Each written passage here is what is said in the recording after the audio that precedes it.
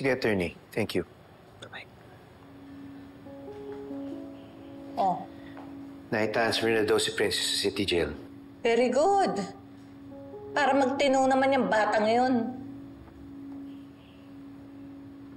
Oh. Why do you look that way?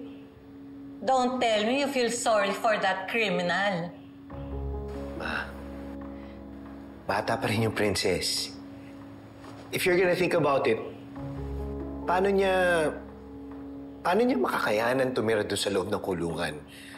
Paano niya pakikisamahan yung mga tao doon? Eh, di ba nga lumaki sa city jail? Kaya sanay na siya. Kaya nga ganun ang ugali nun eh. Alam mo, iba talaga yung na-expose sa mga kulungan. Kaya ako, naniniwala ako na hindi na dapat nakakalabas yung once na nakulong na. Once a criminal, always a criminal. It's not always the case, Ma. Una sa lahat, hindi naman lahat na nakukulong kriminal. Pangalawa, pwede naman sila magbago katulad ni Charlene. Exactly. That's why I don't want them getting out of jail because of your wife. Ako, pwede lang talaga ibalik sa kulungan niya, Charlene na yan. Ma, tama na. Just saying my opinion. Puro masasama na yung sinasabi mo sa asawa ko. Well, I have the right for my own opinion.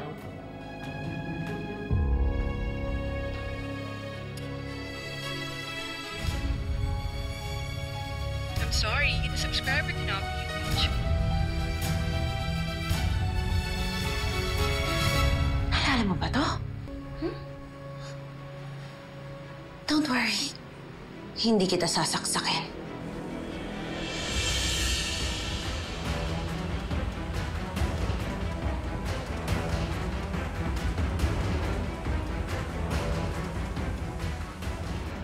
Give chance to others.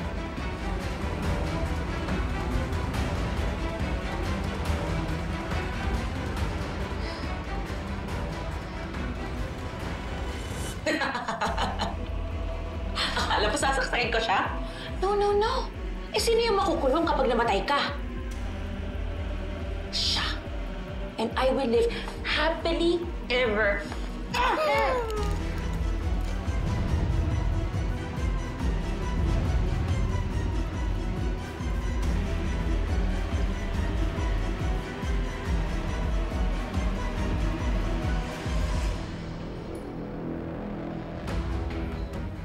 Sino ka? Ano ginagawa? Ma'am Divina? Ano yung dali ng... Anong ginawa mo? Ay, nakita ko lang. Wala. Wala! Pinatay mo sila? Hindi! Mamamatay tao ka! Mamamatay tao ka! Arlo! Batok to!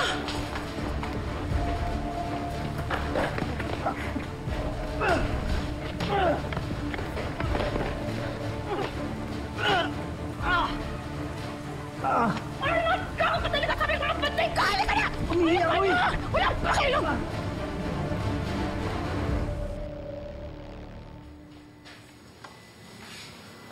Upo ka muna.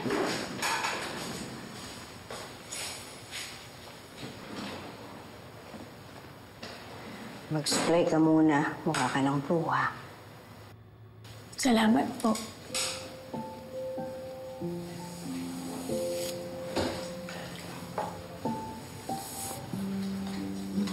Kuha ka. Huwag ka mag-alala. Paparusahan ko yung mga yun. Naku, ma'am, wag na po. Lalo lang po nila akong pag-iinitan. Lalo na po alam nila magkakilala tayong dalawa. Naku, hindi naman pwedeng wala akong gawin. Magagalit sa akin ng tatay mo. Hindi naman po kailangang malaman ni tatay eh. Ayoko rin po siyang mag-aalala sa akin. Lalala lang po yung sakit niya kapag namumblema siya. Princess, hindi naman porket sinabi ko sa'yo na baka makatulong ka sa pag-unlad ng facility. Hindi ka nalalaban. Hindi pwedeng mahina dito. Mawalang galang na po, Mama.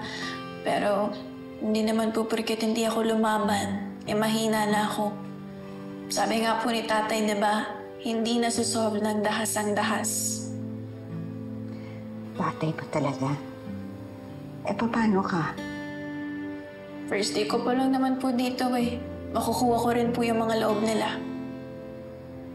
Madaling sabihin, mahirap gawin.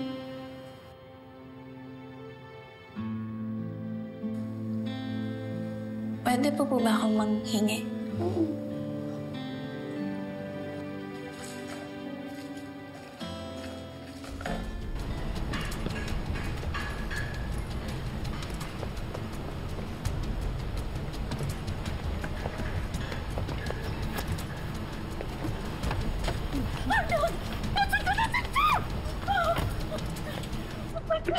Bilis! Nakita niya ako! Sundan natin siya! Bata na yan! Nakita niya ako! Ayan na! Ayan na!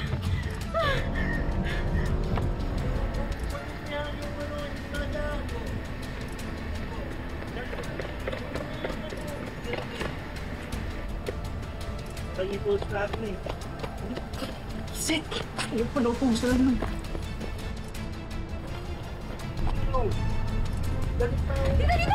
Dito! Oh my God! Pusigahan mo! Lintik! Ano ba yan? Buwata ka! Para masalubong natin siya doon! Nakita niya ako, Arnold! Ang bata na yun? Saan na siya? Ano? Aray ko naman! Ang sakit sa tenga, ha? Galit ka ba? So ano, hindi ka natutuwa sa ginawa mo kay Lailali tsaka Shailene? Paano yan? Tumawag na ako sa pulis. May nakakita sa akin yung lintik na 11 na yun!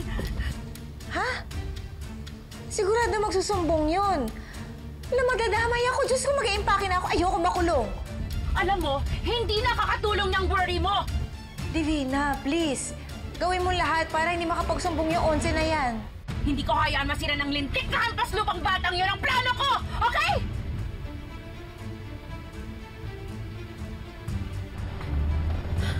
Tara na, Arna! Tara na!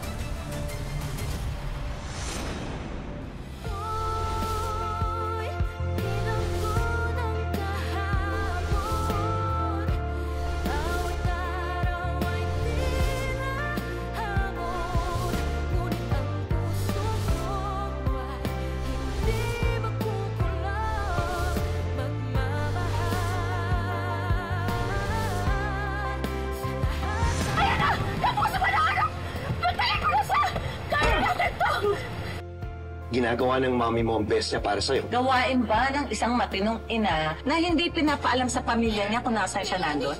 Tulungan niyo kami!